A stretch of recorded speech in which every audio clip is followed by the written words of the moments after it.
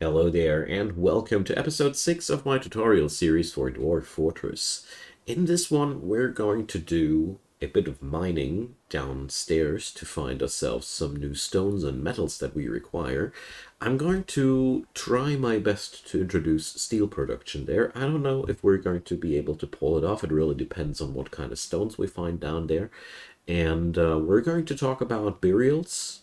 We're going to build up one grave or tomb because our former expedition leader is no longer capable of surviving. He tried to make an artifact. He was ridden by a strange mood, and sometimes they fail. And well, what's happening here is that our friend Monom here is just waiting until he's dying now, basically. And that's a good opportunity for us to try our best to bring up a nice grave, because graves are quite important. Let's start right away with that and talk about tombs.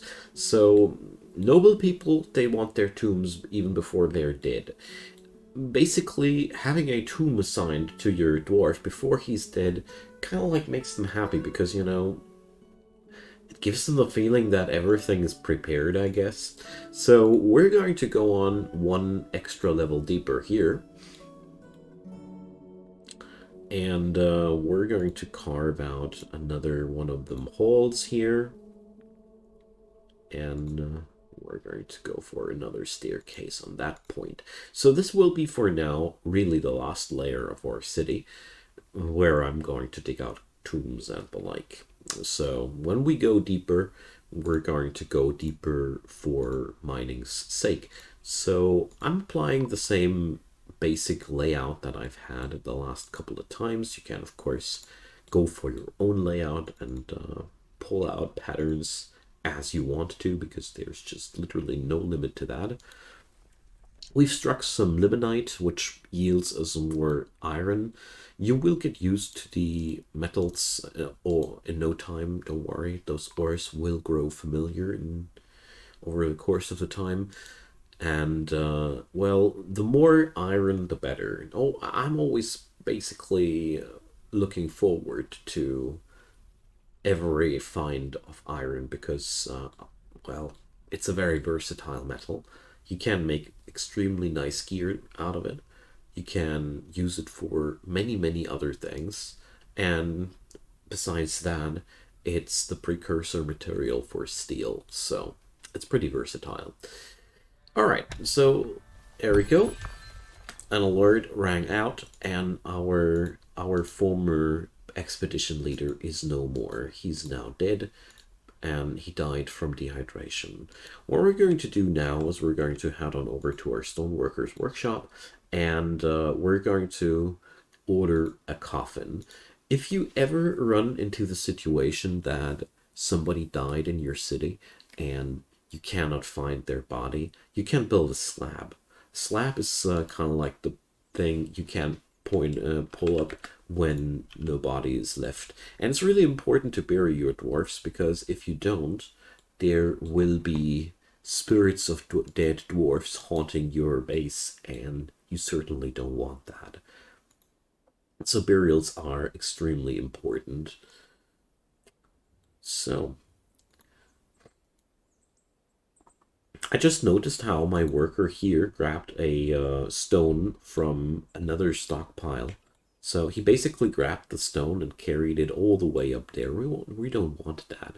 You can press this, and here you can choose a stockpile which the workshop will take its items from. And this way, our workshop will henceforth pick its stones from here, and it'll save a lot of time in the future. These little tricks, I'm going to sprinkle them in over the course of the series. They really increase the efficiency of your city by a lot. So we got this. Basically, a tomb, well, the more pompous you can make it, the better. So here we're really using the budget version of a tomb. I'm very sorry for you, man. So furniture wise, we go for burial furniture because we don't need to put up a slab. And we're going to smooth out the whole business here. That's the least we can do. And after it's been smoothened, we're going to engrave it as well. That's a cheap way of making the whole place a little bit more appealing. Next and last step, you assign this as a tomb. And you don't need to assign it to anybody. As you see here, it's already assigned to our deceased expedition leader. And one slot below the coffin was unsmoothed. If that ever happens, just repeat the order. Sometimes the orders get overwritten and get lost in between, but don't think that you cannot smooth out that tile. You just need to do it twice. And now we do some proper engravings on top of that. And just like that, we have a pretty decent tomb. There's not much more that we have to say about that, except for never leave your dwarves unburied. It's not a good. It's really, really not a good thing to do. All right. So next step, we're going to carve down deeper. So from this point on, I'm going to change the dimensions of my mining projects a little bit. As you see here, I draw the tunnels a little bit narrower. And let's check on out. Do we have enough mining dwarfs? I personally would prefer a third one, so we get our jobs done faster. So let's see. Let's pick up one of our people here and make a third person a mining dwarf. One important thing that you always have to keep in mind is there is such a thing, and as you can lock yourself out of business at some point. It's something experienced players call jokingly "digor mortis." So this occurs when your last mining dude dies with the last mining pick in the possession of your fortress. To avoid that, just do yourself a favor. Put up a work order. Oh, we don't have a manager anymore. I just noticed our manager died. Let's put up a new manager. We don't have anybody. Oh, let's make the bookkeeper that. You put up a work order, and basically all you have to do, it's really simple, is just make sure that there's always a iron pick available in the city. That's all.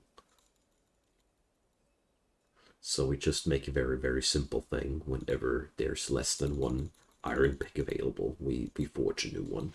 This way you can save yourself from that untimely end. It can happen. It can happen. It's joking. It's a joke, but it's we're safe from that now. Okay, so we had no migrants this year. That's okay. So basically at this point, what I'm looking for are stones that I can make steel out of. That's my next important milestone.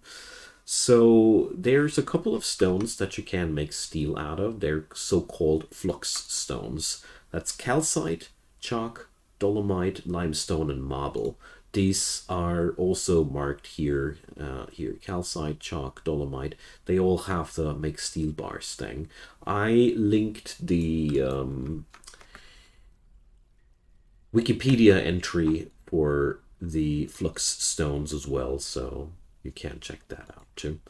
But basically, we're now looking for a deposit of flux stone because that's what we need, and to get ourselves some safety, because we actually really don't want to be ambushed from below, let's install our first very, very simple mechanics, shall we? So we have a mechanics workshop up here. So let's make sure we always will have some mechanisms on the tab.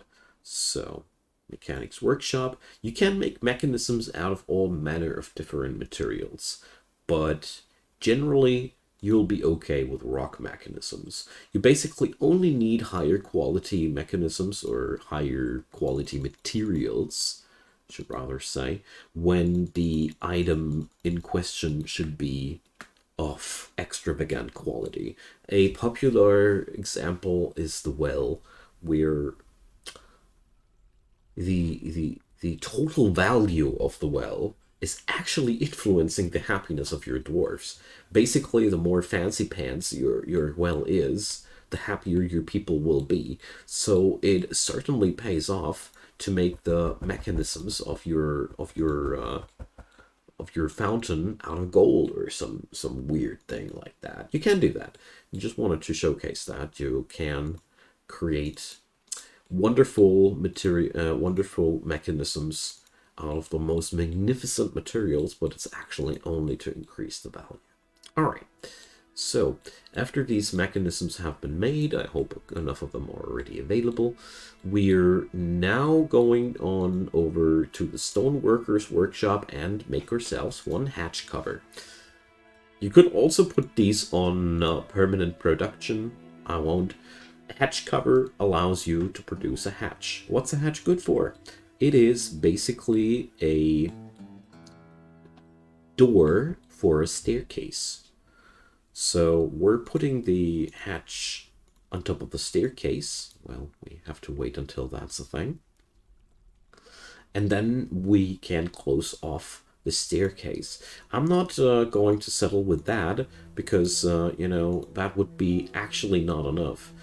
Basically, the idea is that we have a hatch that we can seal off when we see that baddies are on the loose down below.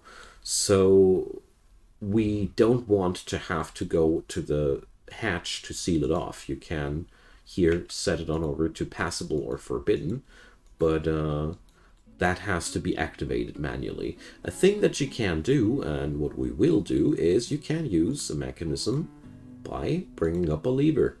So you set up the lever, it requires mechanisms. The lever on its own doesn't do anything. It always has to be linked to something, but you might have already guessed where we're headed now. We're going to link up the lever to the hatch, and as a result, we're going to be able to open and close that hatch from this point on. There is no limit that I know of in terms of distance between the mechanism and the lever, so we could actually put that thing up here in the city block. I'm going to put it right next here because I always have soldiers here standing who can do that. You will need a couple of mechanisms for the lever itself, and you'll need 2 mechanisms to connect something. One mechanism goes to the lever, the other mechanism goes to the item in question, for example now the hatch. So in a grand total, this entire contraption here now does cost us 3 mechanisms. 1 for the lever and 2 for the connections, and a bit of stone to get that done. So now we have link building to trigger. That's getting done. And keep an eye out on how the hatch is looking like. When that's done, we're going to see a change. Our dwarfs will now attach the mechanisms to the lever, and there we go. So you see now it's barred, and when we pull that thing now,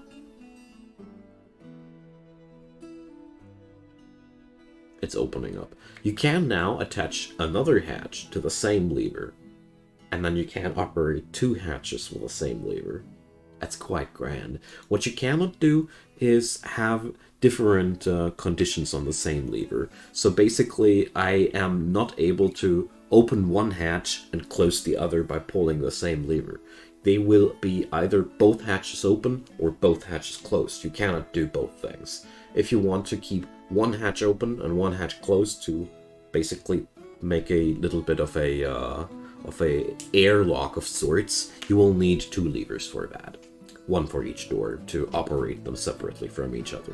Alright, with that being said, let's dig deeper, because we're actually now safe-ish. Able to just shut down the door, and worst case scenario, yeah, there might be somebody abandoned down there. That would suck, but it's still better than losing the entire city. All in all, hatches are pretty powerful security devices, because every monster that has not the ability to destroy doors and the like is now powerless against us.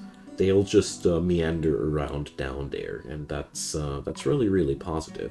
The other thing that you have to keep in mind there is that you are also able to seal off water. So if you ever run into the scenario where you flood all the stuff below, slamming down a hatch door saves your city from being flooded. Because the fun thing is about water, when you manage to hit something which produces water, like an aquifer, some water sources are actually endless. And they don't stop producing water. And guess what? What's happening if this floor is full of water? Yeah, it's rising to the next floor. And guess what's happening when that floor is full? I don't need to continue here. Slamming down the hatch will stop that from happening. And it's a really, really nice way to save yourself right before disaster strikes. And it's pretty important to do these things before they bite you. And ladies and gentlemen, good news, we have struck dolomite. I've seen that a while ago. You probably already had to. And remember, dolomite, that's a steel stone. So we are set, my friends. That means we can now create steel. So I'll show you how. First off, we're going to go on upstairs all the way. And I'm going to set up a bit of an extra little storage for my smelter, where we're going to store the dolomite in. Because for now, that's going to be the only flux stone we got, and therefore we're going to use it. When you want to use stones for steel production, so here, like the dolomite, it's important that you cannot use blocks. You have to use the entire boulder. The moment you carve it into chunks, it is not usable for the steel production anymore. Steel production is extremely important and valuable because basically once you have access to a proper steel industry, you have access to the strongest easily acquirable material in the game. Let's put it like that. Steel is relatively easy to acquire. There are stronger materials in the game. The most famous one in the official canon would be adamantite, but getting there is an entirely different venue, which will keep you busy and on your toes for a while. Steel, on the other hand, all you require is iron, these flux stones, and enough coal to smelt that stuff down, and that's all.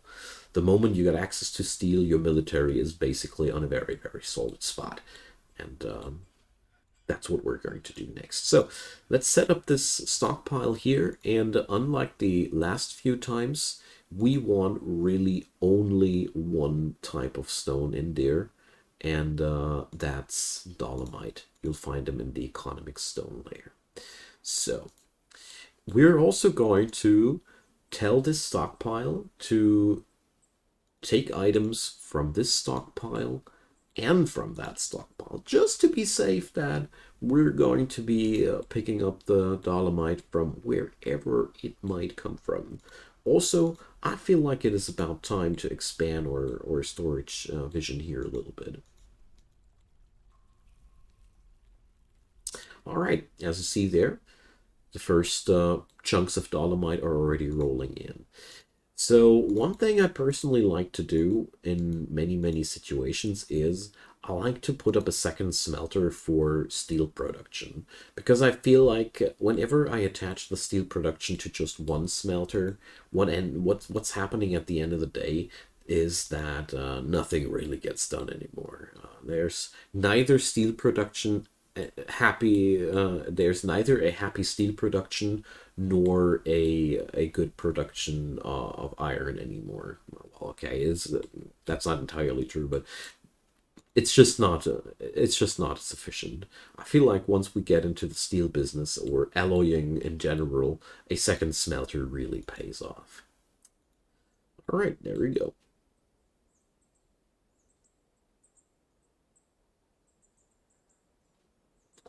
So we're building that thing up. And unlike the last time, I'm going to attach those work orders here to the forge itself, to the smelter itself. So Before we can make steel, we will need a material in between, so-called pig iron. Pig iron is a mixture of flux-stone, iron, and coke.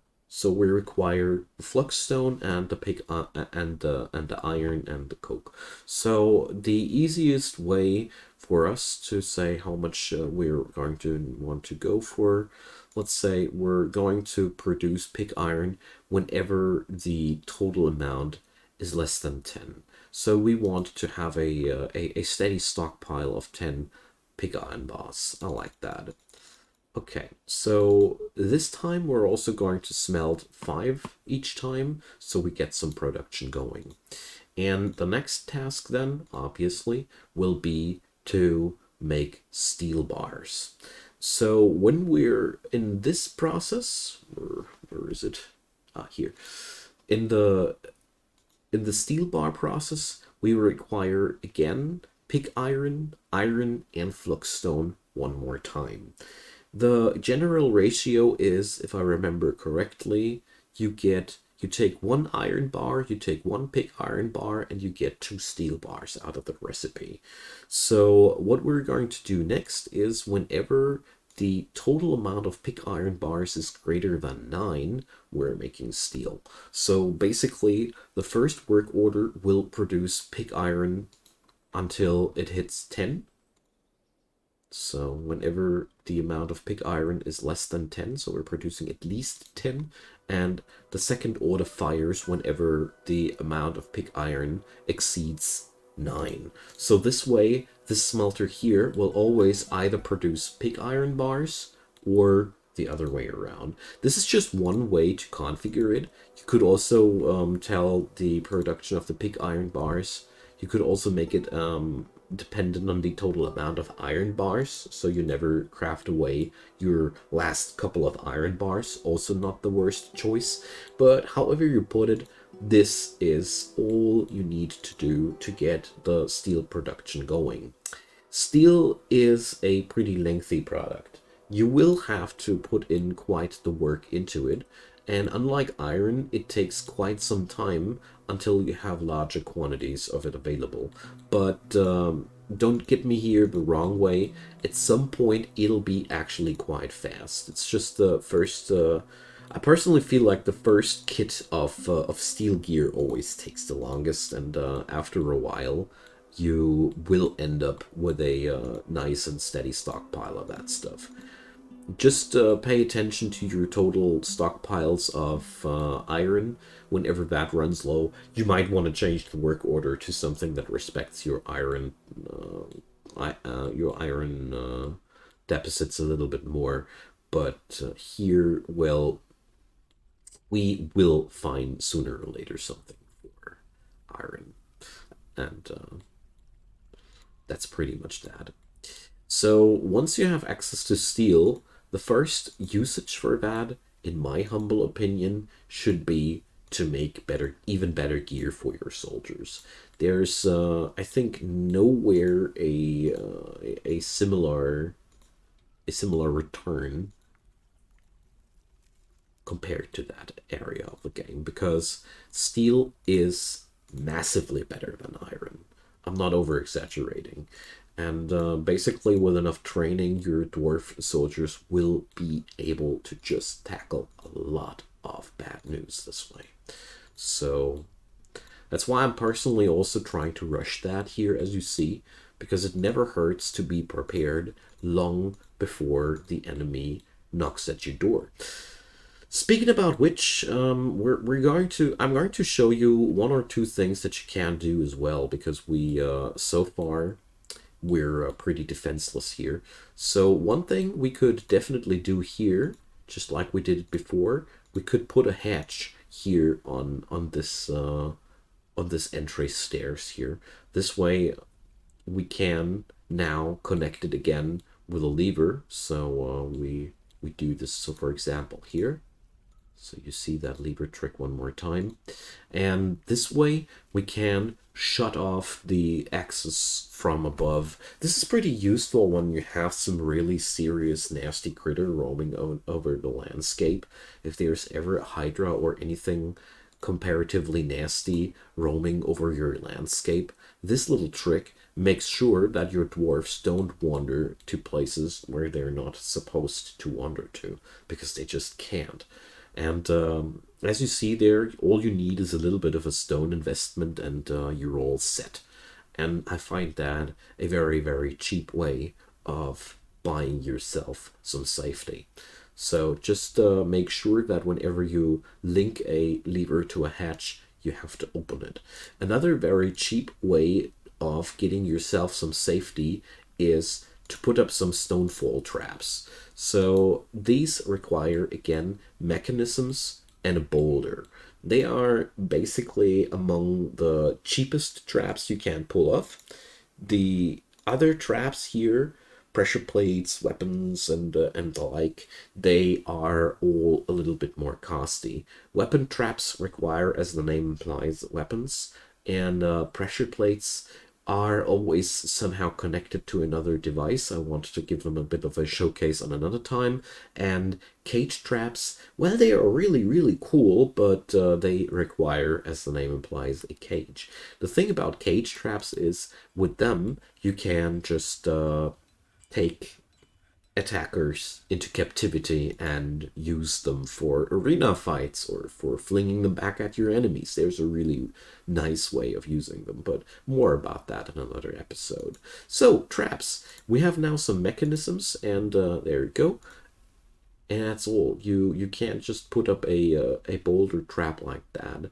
And the best news about that, your own dudes will not trigger bad as long as they're fully in charge of their senses. So if there's ever any stupid dwarf roaming around and not knowing what he's doing, you can also shut down the hatch. But most of the time, there's really only gain and no problems out of these stonefall traps. They are darned cheap, and so is their impact as well. They are pretty powerful against humanoid enemies, but don't think that one stonefall trap will stop a troll or anything like that. But the good thing about them is they tend to stun the enemy and hinder them and slow them, sometimes even outright kill them. But most importantly, these items, they buy you time.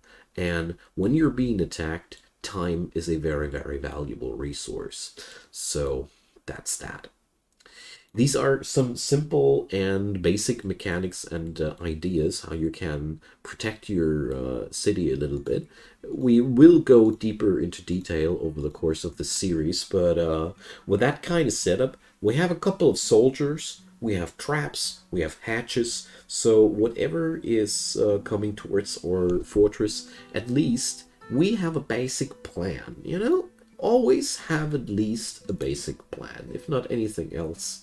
That's something to work from. You know, as long as you have a plan, you can always evaluate afterwards why the plan didn't work. So, with that being said, I will say goodbye for this episode. Down here we have excavated a wonderful amount of dolomite. I'm really, really happy to see that. And yeah, so next time we're going to talk about gemstones and what to do with those. And feel free to ask away in the comment section what kind of topic you'd like to see as well. I think I'm going to go into the topic of gemstones and guild halls and go a little bit deeper into the city development as the next step. Maybe we're going to talk about livestock and cloth industry. There's a lot of things. I'm sure I will know what I'll do in the next episode before I do the next episode. Alright, so have a wonderful day, everybody. Leave me a thumbs up on that video if you enjoyed. Consider subscribing if you haven't done so already. There's daily content coming up from my side, and if you like that one, chances are you like the rest of the stuff I do as well. There's also a link to the playlist below, and a link to the Dwarf Fortress wiki, like I said, about the Fluxstone situation, and some support links. There's Patreon, PayPal, and Buy Me a Coffee, and I'd be really delighted if you'd give them a look. With that all said, I hope you all have a fine, wonderful day and catch you all next time. Goodbye.